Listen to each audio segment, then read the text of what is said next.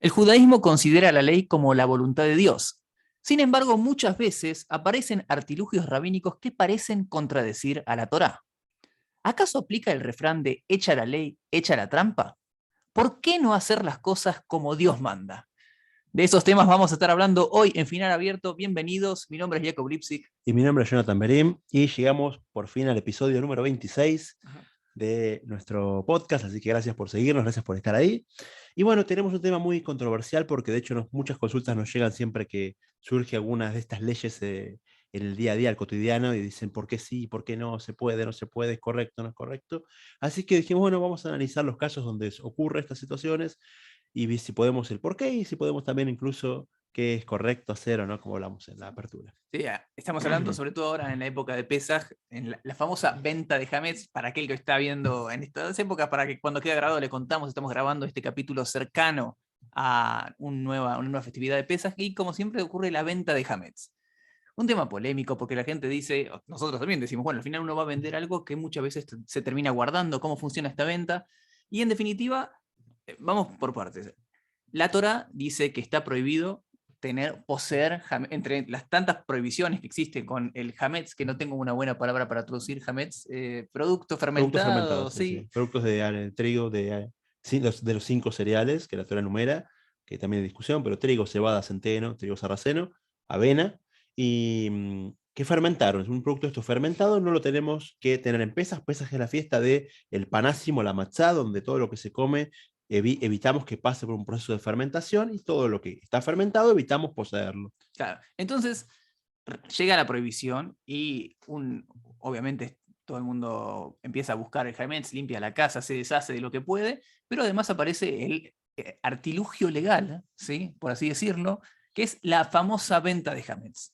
Entonces, tenemos por un lado la prohibición de la Torah de poseer hametz, pero por otra parte está este mecanismo en el cual, vamos a hablar lisa y llanamente, uno vende el hametz este que posee, pero en realidad sabe que al final, cuando termine Pesaj, va a volver a su propiedad. Sí, ¿Sí? porque la prohibición de tener hametz es una prohibición para los judíos, entonces lo que uno hace es hacer un contrato con una persona no judía que para él en Pesaj no tiene ninguna obligación, necesidad ni compromiso de exterminar hametz, entonces ¿sabes qué? Te vendo mi hametz, lo que sí la ley pide es que sea una venta plena, o sea, si la venta está condicionada, che, te lo vendo, pero me lo devolves después de Pesaj, ya la venta no sirvió, esa persona violó la fiesta de Pesaj, lo mismo si es una bendición, un contrato que no es 100% legal. De hecho, el contrato que se hace de venta es un contrato de venta oficial según la ley judía, según la ley del país donde uno resida, donde se establece la tasación de la mercadería, cómo se va a pagar, cuándo se va a pagar, incluso el comprador hace un aporte, o sea, paga un adelanto y se considera que él adquiere todo a través de un mecanismo de adquisición, que son todos temas técnicos y legales, Sí. y esa persona... Y legales, ¿no? Sí, sí, Técnicos técnicos y y legales, legales. tal cual, con Y y espacio. Entonces, esa persona adquirió ese hametz y una persona, entonces el judío, en ese armario que cerró con llave y dejó en la fiesta de Pesaj cerrado, puede tener galletitas, puede tener pan, que son cosas que están prohibidas en Pesaj, pero lo obtiene en su propiedad y no viola no viola la prohibición de Pesaj porque está vendido en forma plena a una persona no judía. Muy bien, vamos a empezar primero con la fuente o de dónde arranca esta famosa venta de hametz y tenemos que trasladarnos, perdón, al tratado de Pesajim, ¿sí? El tratado de Pesajim del Talmud, en el cual menciona hay una tosefta, ¿sí? Se menciona, hay una historia, una situación en la cual había un yehudí, una persona judía, una persona no judía, que estaban en un barco y a la persona judía iba a llegar la festividad de Pesaj, iba a tener hametz en su propiedad, y ahí empieza este como pase de manos del hametz, en el cual, por un lado, se lo da a esta persona no judía, pero después va a volver a su propiedad. Lo que es interesante es que en realidad la fuente, el caso madre, por así, de la venta de hametz, tiene que ver con una situación límite. Una persona que está arriba de un barco y no tiene otra opción, el único método que tiene de deshacerse del hametz que está en su propiedad es pasándoselo a otro.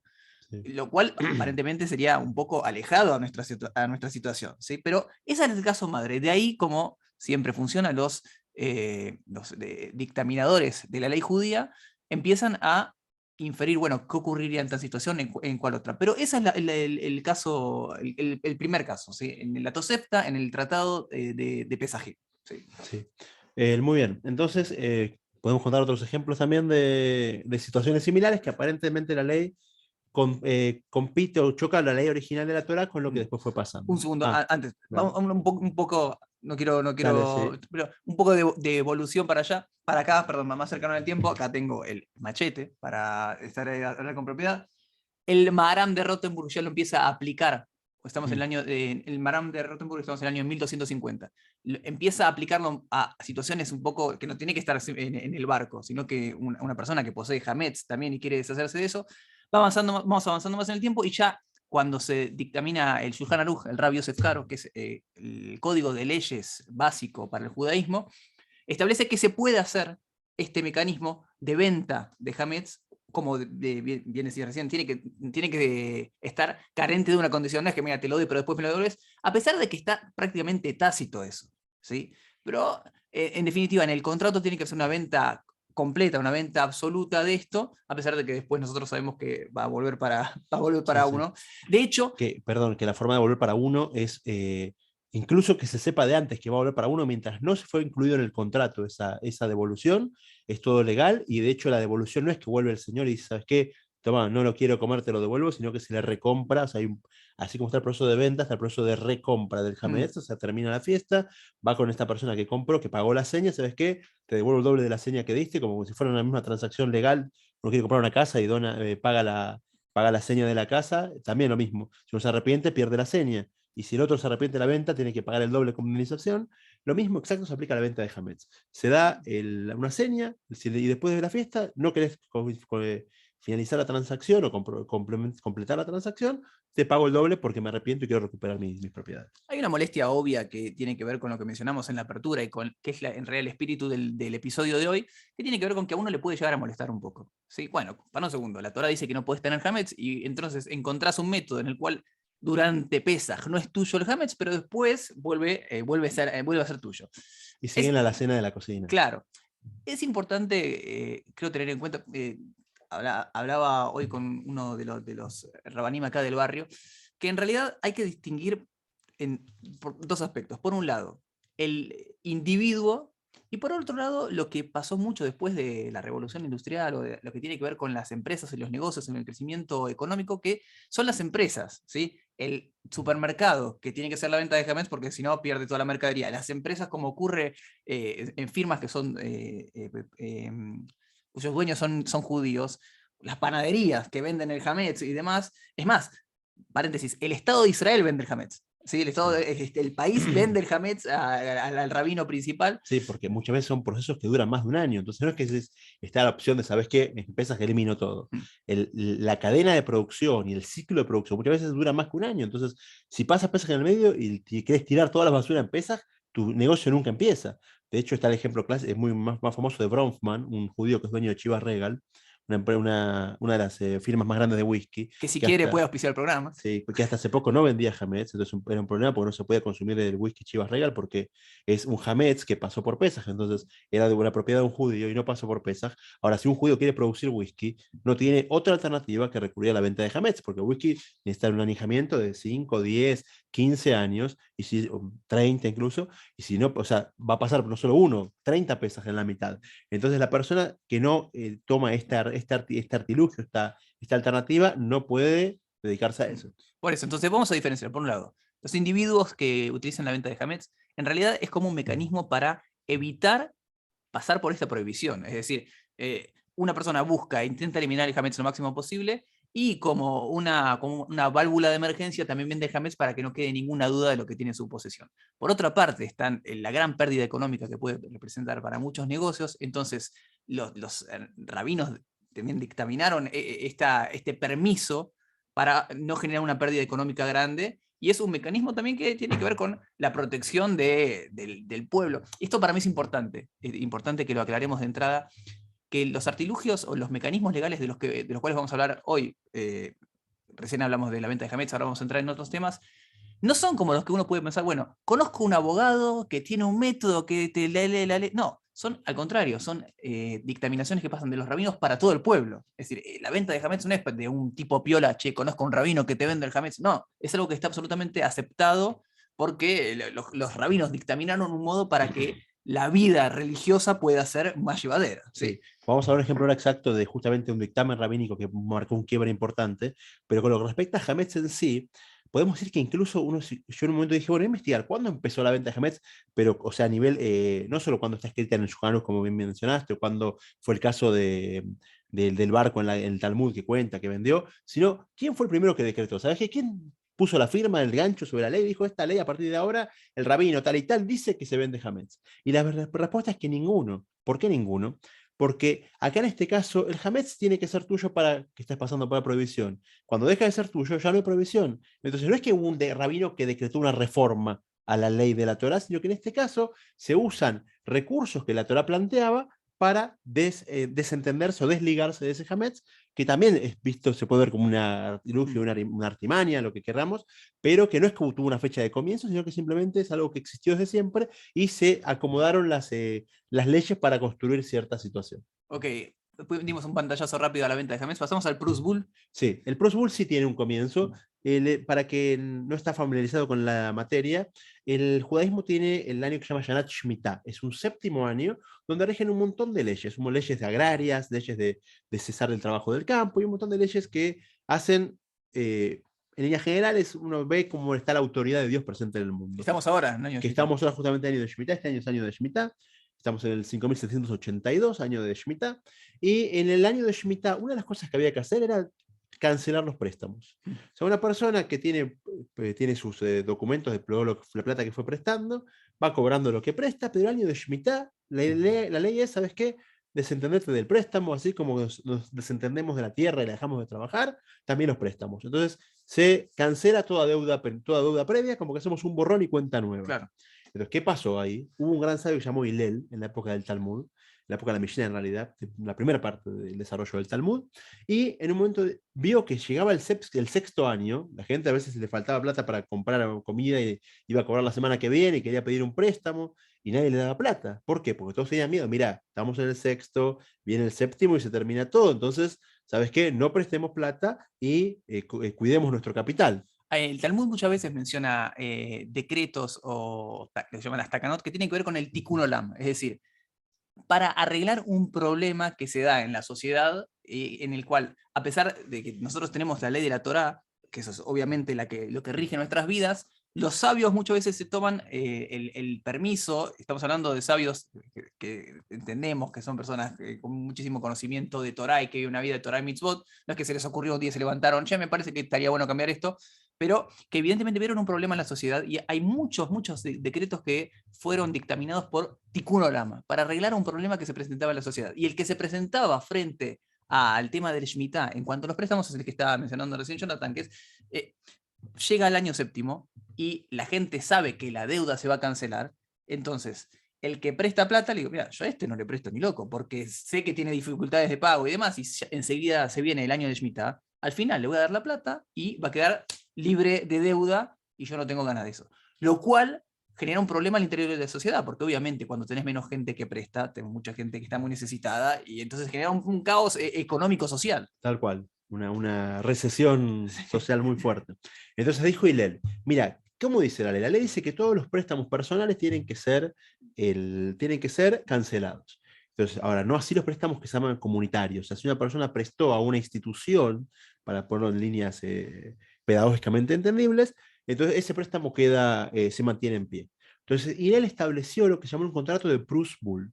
Prus Bull es un contrato donde uno, antes de terminar el séptimo año, transfiere las deudas que tienen con él, o sea, su capacidad de acreedor, la transfiere a un tribunal o a una institución rabínica. Entonces, ¿qué pasa? Como la institución rabínica, sus deudas no cancelan, entonces automáticamente uno conservó la potestad de reclamar el préstamo. Claro, básicamente es, mira, yo no te estoy cobrando, esta institución te está cobrando. Tal cual, se lo debes a la institución tal y tal, entonces es para ellos la plata. Y así uno firma ese contrato. Entonces pasa que en ese séptimo año termina el año y uno tiene derecho, mantiene ese derecho de cobrar esas deudas de la plata que prestó y recuperarla. Sí.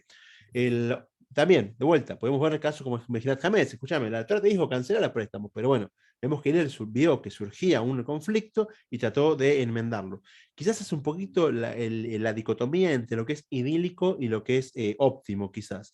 Dios te dice, mira, lo idílico es que lleguemos a un punto donde todos tengamos una cierta conciencia social y de respeto, que todos, ¿sabes qué? Cancelar las deudas, foja cero, que el tipo que está hasta el cuello este año sepa que empieza de nuevo. No, pero y también por otra parte, el que debe plata, digo, che, no esperes a que llegue el año séptimo, pagalo antes también, También, por el otro también. lado. Por eso, porque la Torah habla de una sociedad idílica, entonces, de idílica quiere decir que el que prestó y no lo pueden pagar va a tener perdonando, y el que pidió prestado va a hacer todo su esfuerzo por pagar, que muchas veces no ocurre eso, lamentablemente, en nuestras sociedades.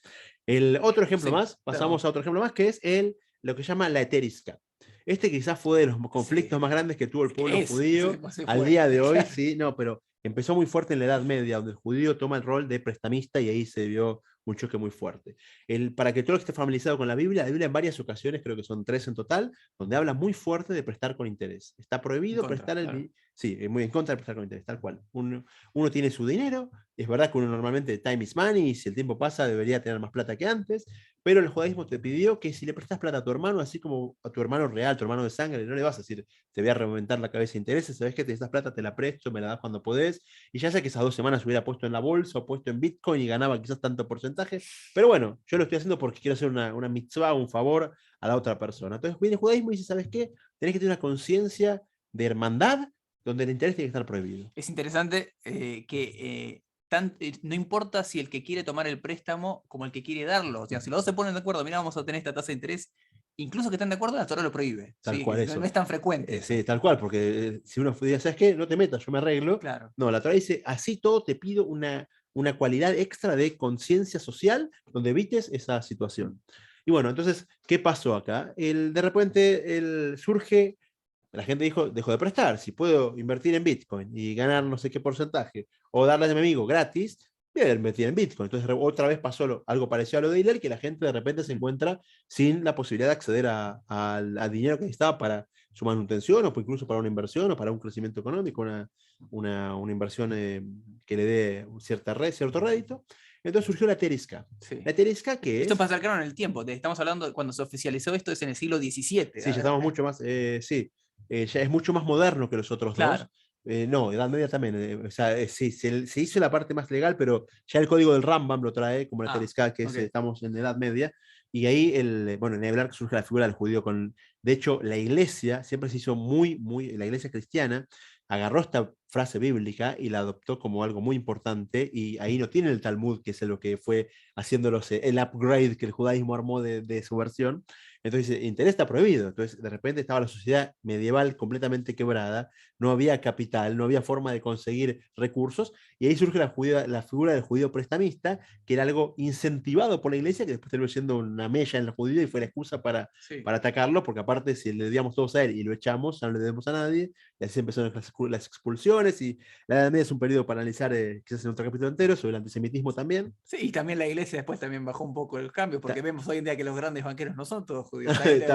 También hubo otros permisos. Claro. Pero entonces surge la teresca, que la teresca es un contrato de sociedad. Ether isca, sí, como un permiso, un acuerdo para hacer negocios, para hacer transacciones. transacciones. Así es. Entonces, ¿cómo es la teresca? La teresca dice, ¿sabes qué? Yo tengo un capital, te lo voy a entregar y te lo entrego en 2 partes.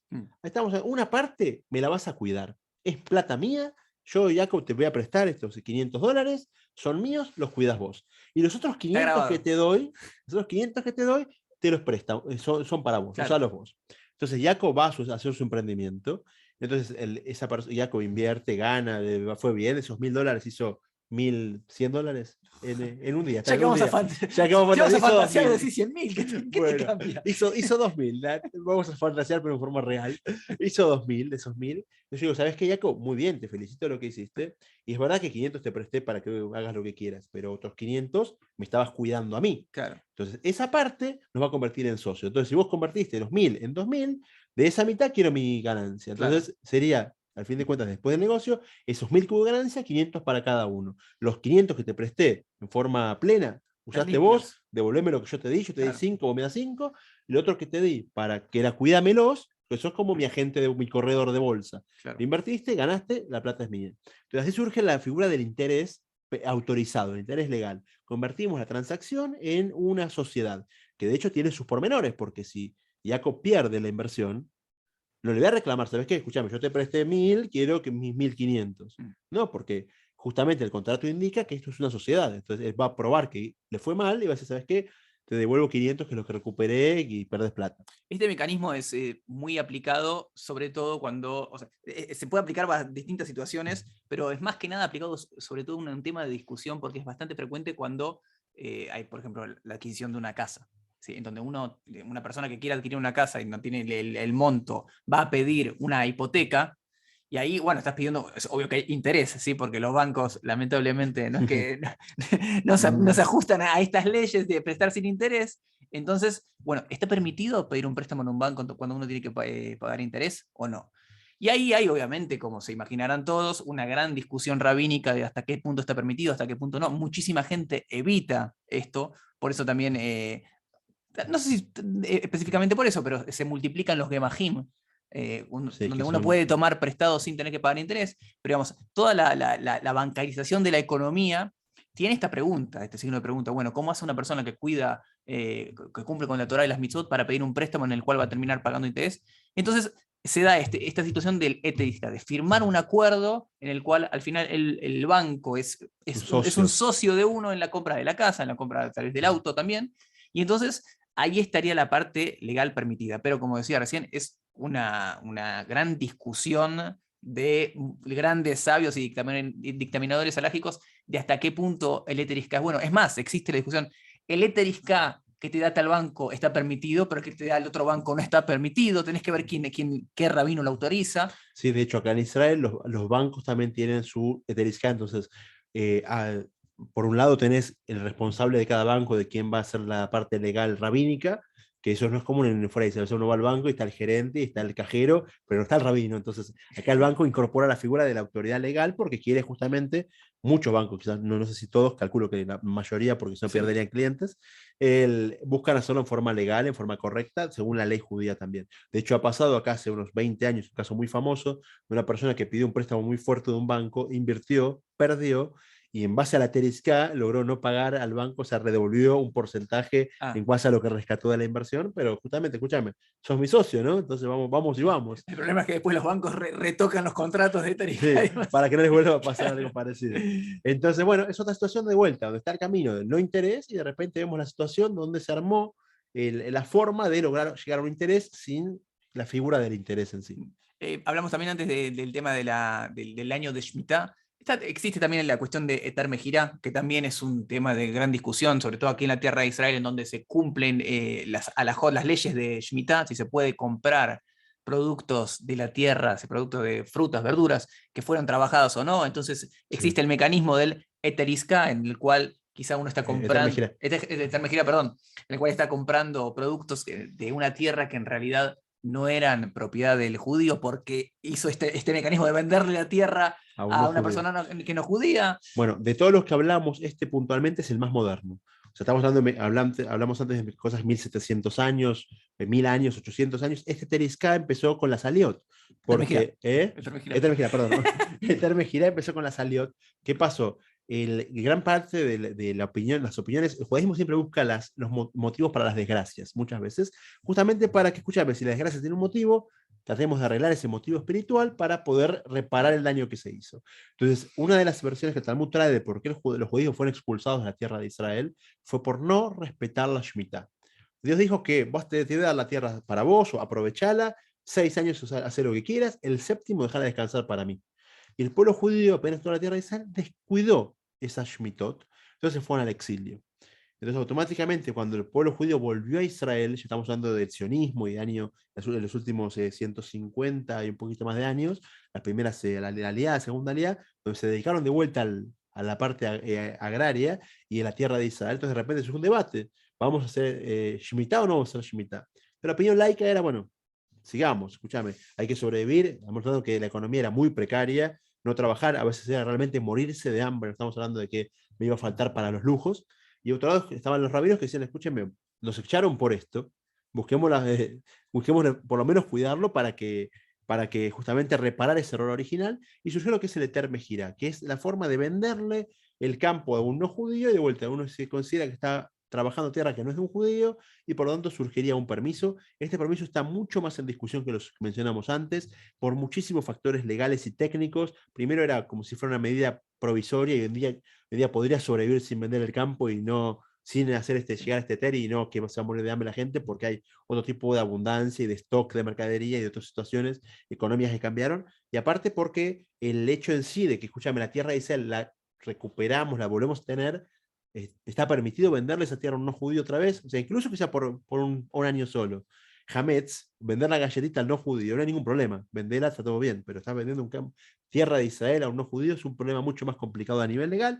Entonces, de vuelta, surgen situaciones que se van armando, que vemos que está el camino oficial y está el camino alternativo, que no es del todo parecido, al revés, parece hasta uno opuesto. Agradecemos justamente a Jacob, que nos mandó una pregunta hoy, que la agregamos, acá está la lista de las cosas que hemos preparado, pero nos preguntó sobre un par de cosas. Vamos a agregar una de todas ellas, que son un montón y muy lindas, y vamos a tratar de dedicarles un podcast especial, pero una es lo que preguntó, es el Eruv de Shabbat. En el Shabbat hay una prohibición de transportar de un dominio a otro, o sea, dominio privado al público. Hay muchos más dominios, pero no vamos a Sacar de la meternos. casa y sacarlo a la calle, Tal digamos. cual, lo que se De la llama calle. cargar Exacto. en la jerga, que Claro. es llevar de tu casa hacia afuera, o entrar a tu casa. Por ejemplo, uno que agarra un libro de rezos de la casa y lo quiere llevar a la sinagoga en Shabbat, no se puede. Está pasando por un dominio que no es, no es del privado al público, se está pasando por la calle, y eso no se puede hacer en Shabbat. Claro. Entonces, lo que surgió, la situación que muchos países aplicaron, Israel a nivel nacional, y hoy en día está aplicado en casi todas muchas que hay del mundo. Argentina es la excepción, nunca se pudo hacer, pero Chile ya tiene, México tiene, muchas comunidades muy importantes tienen ya, ni hablar Estados Unidos, Claro. muchas ciudades tienen también, que se llama Eruv. Eruv es una forma de hacer una especie de cerco a la ciudad. Cerco legal, puede ser a veces un cable, puede ser una valla, Sí, puede ser un muro, puede ser un montón de situaciones, pero lo que hacen es convertir toda la ciudad en una sola casa. claro, o sea, eliminás el concepto de dominio público. Es todo un Tal cual. dominio privado, toda la ciudad se convierte en un dominio privado, el barrio, lo que fuera, porque también hay discusión, obviamente, como en cualquier ley judía hay discusión rabínica respecto de, bueno, hasta qué punto se puede toda la ciudad, se puede todo el barrio, etcétera. Pero claro, lo que encontramos es, hay un mecanismo de evitar que esta diferencia entre dominio público y dominio privado es todo un gran dominio privado. Tal cual. Que de hecho el dominio público, como el natural lo establece, también es difícil de Claro. encontrar, porque requiere que pasen 600.000 personas. Una calle, quizá Florida en Buenos Aires, quizá la calle Florida, pero no sé si hay muchas más que se puedan dar este lujo de llamarse dominio público. Entonces lo que hacen, ¿sabes qué? Esto ya no es ni privado ni intermedio, es todo privado. Entonces convertimos la casa, así como uno puede en su casa llevar del comedor a la cocina un plato, de la pieza al baño un diario. Una persona que pueda hacer ese transporte, si todo fuera una sola casa, podría hacer lo mismo. Entonces lo que hacemos es justamente convertir la ciudad en un solo lugar. Y de vuelta, aparte de lo mismo, escúchame, si no se te puede cargar, ¿por qué va a estar buscando la forma de hacerlo? Y llegamos a la misma pregunta que vamos repitiendo desde que empezamos hasta ahora. Y la idea es, porque quizás ya empezando a cerrar, es pensar que primero entender algo claro, que no es que está la ley y las alternativas, sino que las alternativas muchas veces, y que la gran parte de casos, surgen de la ley misma. O sea, la ley te dijo, mira, esto es así y así. Entonces, por ejemplo, está la lectura del Shema, ser el Shema a la mañana. Es una rezo que se hace todas las mañanas, y la ley establece cuándo se empieza a hacer. Se empieza a hacer desde que uno reconoce a un compañero a cierta distancia, que es en Por un la luz del sol, sí. punto, según la luz del sol, es que es un punto entre lo que es el alba, que es cuando empieza a aclarar la mañana, y el Netz, que es la salida del sol. Es un punto intermedio entre ellos dos. Supongamos que son a las 5:30 de la mañana. Tal cual. Entonces, la Torah dice, empezás ahí el horario. Ah, bueno, y la misma ley te dice, mira, pero si leíste desde que empezó a aclarar el día, todavía no lo reconoce a tu compañero, porque está apenas la luz blanca en el borde, 5:20, cumpliste igual. Entonces, es parte de la ley. No, ¿sabes qué? Yo estoy yendo por el camino alternativo. No es el alternativo, es parte. La ley te contempla que es verdad que lo mejor es de 3, 4 y 5, pero 1 y 6 está bien también. Entonces, estos caminos son parte de la ley. La ley te dijo, mira, hay una forma de hacerlo. Si el Hametz es tuyo, no lo puedes tener. Entonces, si no es mío, lo puedo tener. Entonces, estamos viendo que son situaciones surgidas de la ley misma, primero. Como que no es que es algo aparte, no es hecha la ley, hecha la trampa, sino que es parte de la ley que tiene situaciones que son mucho más laxas y dinámicas que uno puede ir agarrando. Ahora, después está la otra pregunta, que ¿es correcto hacer O sea, esto? a todos nos incomoda, digamos, internamente, bueno, hay algo que te molesta. Vuelvo a lo que mencioné antes, al menos esta es mi impresión, que muchas veces cuando, siguiendo ese refrán de echa la ley, echa la trampa, estamos hablando de encontrar un vacío legal en el cual tengo un abogado que es un piola bárbaro que lo sabe hacer, sabe encontrarle cómo hacerlo. Acá estamos hablando de cómo la definición rabínica, es decir, los rabinos se ponen de acuerdo. Estos mecanismos no es que, che, conozco un rabino que vive en tal calle que te hace un eterisca. No, eterisca es algo aceptado rabínicamente, generalmente, a pesar de que hay discusiones, pero el concepto de eterisca es algo que está en los libros de los grandes sabios de Israel. El concepto de Prusbul está en el Talmud. ¿Sí? La Mejirat Hametz, como hablamos antes, está basado en el Talmud. Entonces, son métodos, y la Torah mismo encuentra muchos métodos en los cuales podemos aplicar la ley, y por un lado está la ley ideal, y por otro lado es, bueno, la ley efectiva de cómo el pueblo de Israel va a poder hacer para cumplir con el designio y con la voluntad divina. Sí. ¿Sí? Entonces, me parece que tiene que ver con esa situación de cómo aplicar, cómo hacer que el pueblo de Israel encuentre un marco, se mantenga dentro del marco legal y pueda, digamos, cumplir con la halajá, con la ley judía. ¿Sí? Sí, sin afectar eso a la economía, sin afectar a un montón de Claro. factores. Entonces lo que estamos viendo es que es verdad, existe la ley tiene muchas veces, de hecho siempre tiene una filosofía atrás. Esa filosofía te va a decir que, mira, el Hametz anulalo por todo lo que el Hametz representa, que el orgullo, que estas situaciones que, o como dijimos antes, el préstamo, dalo porque es social, el interés no lo cobres porque estás hablando de un hermano que no lo querés reventar con lo que le estás ganando, sino que justamente querés ayudarlo. Entonces hay mucha filosofía atrás de la ley. Ahora, las alternativas existen porque hay situaciones que las ameritan. El tema yo creo que está en ver que la situación lo amerite. Por ejemplo, el último ejemplo que quizás le damos técnico, está la ley del tzitzit. La ley dice que si uno tiene una ropa, la ley judía dice que uno tiene una ropa de 4 puntas, tiene que agregarle unos flecos en la punta de todas las ropas, que ya lo hablamos en el capítulo de la ropa, si lo pueden ver, después tratamos de poner el link, y nunca pusimos los links de ningún lado, pero tenemos que empezar a poner las combinaciones de las cosas. Entonces, una persona tiene una ropa de 4 puntas, tiene que poner tzitzit. Uno se compra un poncho y ¿sabes qué? Antes de ponerme el poncho, voy a agarrar una tijera, le voy a redondear una de las puntas, ahora tiene 3 puntas. Una ropa de 3 puntas está exenta de tzitzit. No es que tengo la opción de hacerlo, no va. El tzitzit aparece con 4 puntas. Sin 4 puntas no hay tzitzit. Entonces, ¿es correcto lo que hiciste? Mira, estás anulando una mitzvah. O sea, tenías la opción de hacerlo, de cumplirlo, y vos porque te querés que vos más capo, o más que, ¿sabes qué? Voy como zafo de esto, como me eximo de esto. Entonces, hay situaciones que lo ameritan, situaciones que no. Entonces, por ejemplo, una persona que tiene un caso, siguiendo la misma ley, una persona tiene un sobre todo muy largo, donde tiene el tajo de atrás muy grande y ya se arman 4 puntas. Tiene las 2 de adelante, las 2 de atrás. Entonces, ¿sabes qué? Mira, es muy largo el sobre todo. Si le pones tzitzit en la punta, lo que va a hacer es arrastrarlos por el piso todo el tiempo. Se van a arruinar, se van a ensuciar, se va a despreciar la mitzvah. Entonces ahí quizás vemos un motivo, es que es recortar una de las puntas, cosa de que no estés haciendo que la mitzvah termine siendo cumplida en forma despreciable. Entonces, lo que está atrás es que entender que la mitzvah tiene un objetivo. Ese objetivo es una enseñanza práctica para la vida cotidiana. Tenemos que tratar de aplicarlo tanto en la costumbre práctica como en la filosofía que la acompaña, y eso nos va a hacer crecer como personas. Ahora, si la situación amerita que tengas que buscar un camino alternativo, porque vas a arrastrar el sitio y romperlo por el piso, porque sos dueño de Chivas Regal y no vas a poder tirar toda la producción, o porque tenés un montón de Chivas Regal en tu casa. o también, también hiciste una fiesta y te sobraron 3 whiskies que pagaste muy caro, y escúchame, tirarlos por la canilla, regalarlos, no los quiero, me costaron mucha plata. Entonces, mira, ¿sabes qué? Le voy a vender a una persona no judía y cumplo con este proceso, pero no violo la ley. Entonces, justamente, está el ideal, está el óptimo, y cada uno tiene que en su vida acercarse lo más que pueda a ese mundo idílico que la Torah plantea, porque justamente busca lo mejor de uno. Ahora, situaciones que ameritan o que no me dejan alternativa que buscar el camino alternativo, hagamos eso, buscamos el camino alternativo. Existe, es legal, está bien, se puede, pero hay que evaluar en cada situación cuándo merita y cuándo no. De todas maneras, consúltelo con su rabino de confianza, ¿sí? Obviamente, antes de tomar estas decisiones. Olvidamos decirlo, suscríbanse al canal, sigan las redes sociales, coméntenlo con sus amigos, contale a la tía, al tío, etcétera, etcétera. Todo eso nos ayuda a nosotros. Y hasta acá llegamos hoy, será hasta la próxima. Tengan todos un Pesaj Kasher Besameach, calculando por el calendario, así que se vienen ahí la festividad. Disfruten y nos vemos el próximo episodio.